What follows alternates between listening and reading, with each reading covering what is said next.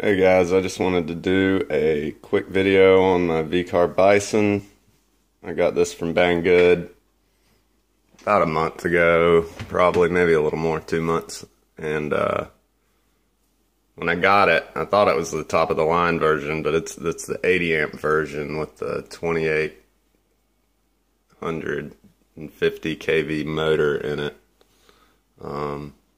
Like a week after I got this, I saw that they had on GearBest the 120 amp, I think 2650 kV motor available for the same price, and I was a little upset, but whatever, I already had it. But that being said, it's still really fast with the 80 amp ESC and all that. It still did good. I clocked it at 46 miles an hour, so it's plenty fast. But anyway, I wanted to be able to run 4S, and I was a little worried about the 80 amp ESC on 4S, so I did do a few upgrades. So I just wanted to show some upgrades that I did. Let's get into it. So I took the 80 amp ESC. I got this Easy Run Max 10 120 amp. Put that in there. It fits in really nicely. It's not too tight. It's a small ESC. It was a good buy. That worked. I replaced the servo because that's one of the things that went wrong with this thing pretty early on.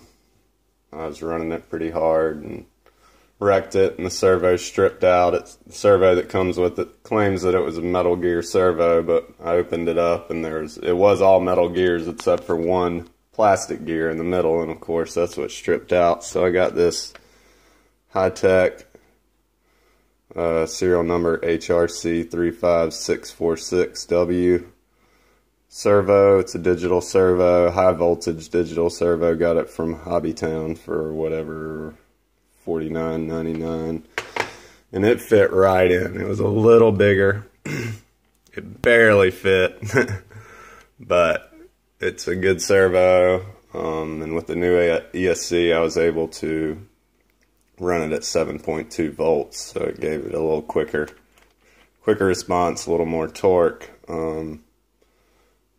And so when I ran 4S, I got this Fluorium 4S battery hard pack, which barely fits in there, but it fits perfect. The motor got really hot even on 3S, and that worried me running 4S that I might overheat the motor, burn it out or something. So I started looking for heat sinks, and I saw this, I think it's a Hobbywing C1 5 volt. It's like a 5010 or something. It's on eBay, and it's only like $10, so I thought I'd try that, see if it would fit for $10. I couldn't lose, and it did fit. I was able to get it in, but I did have to do some mods to this. I had to cut off with my Dremel tool about, I don't know, five whatever slots up, so it would clear the area right here by the drive shaft. And the fan's pretty big, so it was kind of hitting the side over here, so I had to cut just a little bit out right here and here and cut across, just cut a little groove out of you know, this stuff on this side. And once I did that, it fit right in. I mean, it's tight, it's on there, it fits the motor perfect. This is the Ferrell motor. Fits perfect. So I expect now, I think I'll be able to run 4S, not worry too much about my motor overheating.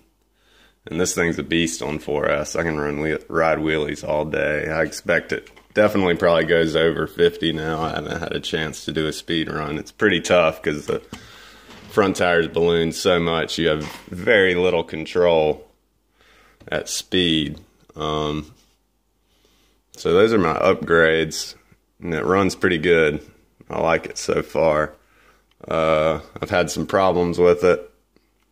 When I got the car, like my first run, the pinion gear on the motor came loose.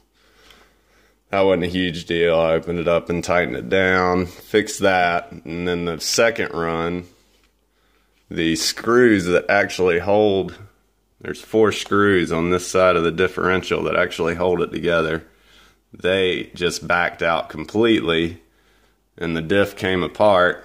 It stripped my spur gear out, and all the oil poured out. So it was a bad.